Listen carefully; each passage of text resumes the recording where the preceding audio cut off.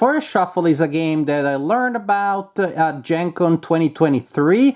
I enjoyed the demo, so I picked up a copy, and then since I played it with my family more, because I also played it with my kids back then, and also I played it with my adult friends at game night. So, what is this game about?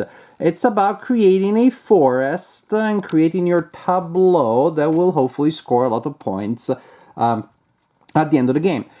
I'm gonna tell you two things already. Big spoiler here. First, I like this game a lot. Second, the only negative thing I can think about is in the title, which is misleading. I don't know why they called it Forest Shuffle, because I thought maybe it's gonna be deck building or something like that. But shuffling is not a mechanic. You shuffle this gargantuan deck of cards at the beginning of the game, and that's it. That's so any game that where you shuffle your cards at the beginning of the game could be called Forest Shuffle, I guess. And I'm also taking this opportunity to show you these cards whose art I really like. This is just excellent art, so beautiful, so thematic. As you can see, there are basically three types of cards. Trees, and then animals, cards that have two animals, and they are divided vertically, and so as you possibly can imagine, they will peek out on the tree, from the tree on either side. And then you have other cards that also have two things, and on top it may be a bird or a butterfly, and at the bottom it may be an animal or some other plant, and these will peek out from the trees, from the top or the bottom of the tree.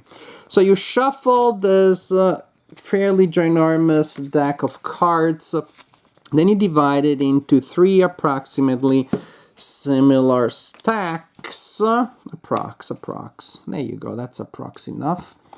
And then you take these winter cards and you place one on top of a stack, and you shuffle the other two in that same stack, and then you place the other two on top. So the idea is that at the bottom there will be, in the bottom third, there will be three winter cards. One at the very top to announce the winter is coming, and the other two anywhere in there. The game will be over immediately the second the third winter card is drawn, so insta end there. At the point you'll score points. Each player also will have a cave card that they will place in their general area, and there are game effects that allow you to store cards under your cave card. And at the end of the game, each card in your cave will be worth 1 victory point.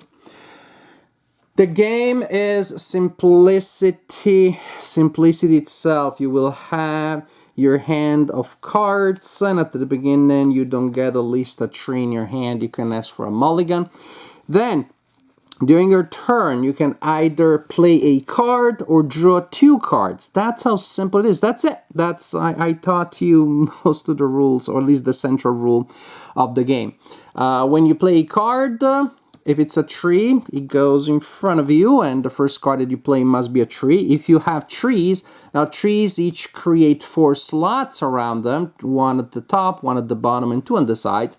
So if you have trees with available slots, you can play cards in their corresponding areas. So I could play that card that way, or I could have played it that way, but I want to play it that way because that fox is just too cute.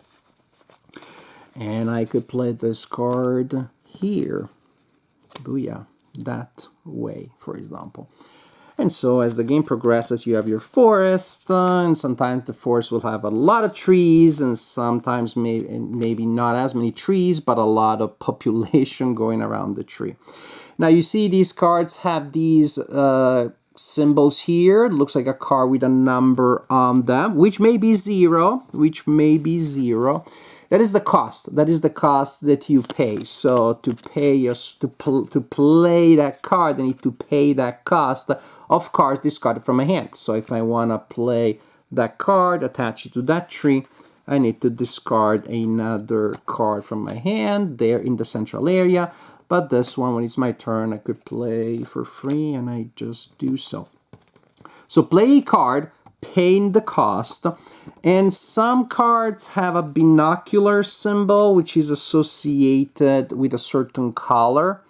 If you pay the cost for that card with cards that have that symbol of that color, like so, you also gain the associated effect. For example, here you would take an extra turn. Usually I'm not a big fan of games that give you extra turns because that means that everybody is skipping a turn, but here again, an extra turn may literally be done. I've taken my extra turn. So it's fine because turns are so quick here. So, play a card, possibly paying the cost, rarely activating a bonus effects if you pay the corresponding things, and maybe there are cards actually give you a bonus effect without paying anything. This one gives me a draw, for example. Play a card, paying the cost, possibly getting a bonus, or draw cards. And when you draw cards, you can draw them from the center line and or from the top of the deck. And this is it. This is the game. The only other rule, if there are 10 cards in the central line, 10 cards in the central line, then they're all cleared. They all go to the discard pile. And that's it. This is the game. The game again is over when the third winter card is drawn, and when that is the case, players will score. And you look at your cards, and the cards are their own player race. The cards will tell you what they score and what they do. For example, the Birch simply scores you a simple victory point. The Douglas Fir scores you 5. And then it gets a little more interesting. This tree, for example, scores 5 if you have at least 4 of these in your forest. Other trees score creating a set, so they accelerate faster than said. This one is a flat amount. Here, a lot of horse chestnuts become increasingly interesting. Other tree gives you points if you have the most, so these are relative things. You need to keep an eye on other forests. The European, the red fox really likes European hares. They're just best friends. So, so she scores the most, or he, or it, or they scored the most for each other here. And so you can see that the big thing of the game is to create synergies. Also the hare, usually you can only place a card in a slot, but the hares, you can have any number of them in a single slot, and that would be a good synergy because European hares give me points by themselves and they really make the foxes smile. And the butterflies that you would place on top, you like variety, so butterflies score well if you create different sets, and so on and so forth. The general idea is super simple. Bats also like variety, so 5 points if at least 3 different bats. The Dormouse, 15 if it occupies a tree with a bat, so maybe I'm going to start another one so I can maybe place a bat later in the open slot here. The game is mechanically simplicity itself. The game is so simple, and yet it is so engaging and so fun because you will discover the synergies as you go, and you're trying to do as best as you can and score as much as possible within such a mechanically minimalistic game. Yet at the same time, well, you're gonna try to create synergies, and so you're gonna have interesting decisions there because I like to play a card now from my hand, but maybe there's another card that is also very good in the central line, and that card may or may not be there later based on, well, maybe somebody took it or somebody caused the clearing to be cleared and all those cards to be discarded. There is no direct attack, but there is definitely indirect interaction in the fact that, again, I'm trying to figure out what other players are trying to do. Do I have a majority for certain things that require majority to score? Are people constantly taking from the center of the clearing, which will make the game last a little longer, but not too long? Or people discarding cards, causing the clearing to be emptied, therefore that will cause more cards to come out of the deck, which in turn shortens the game, which can be important. If I'm ahead, maybe I want to manipulate the end of the game. There's that aspect also.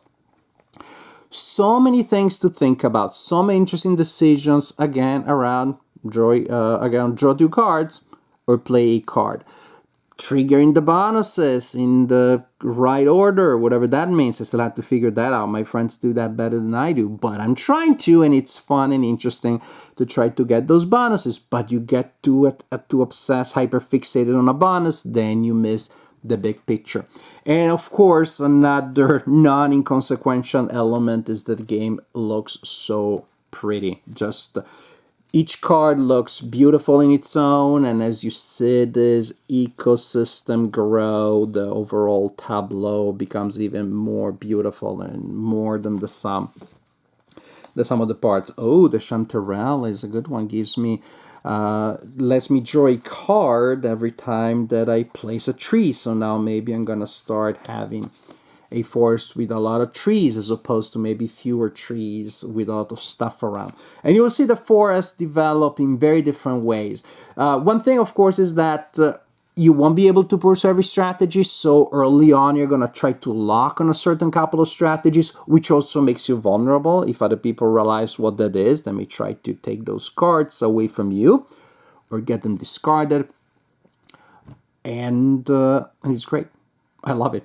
It's so simple. And again, everybody I played it with, from teenagers to adults to professional mathematicians, which happen, everybody loved it. It's such a good game. I wish it was called something different because it's fun. It's called For a Shuffle, but the production is so beautiful. Gameplay is so simple and yet so exciting. I love, love, love For a Shuffle.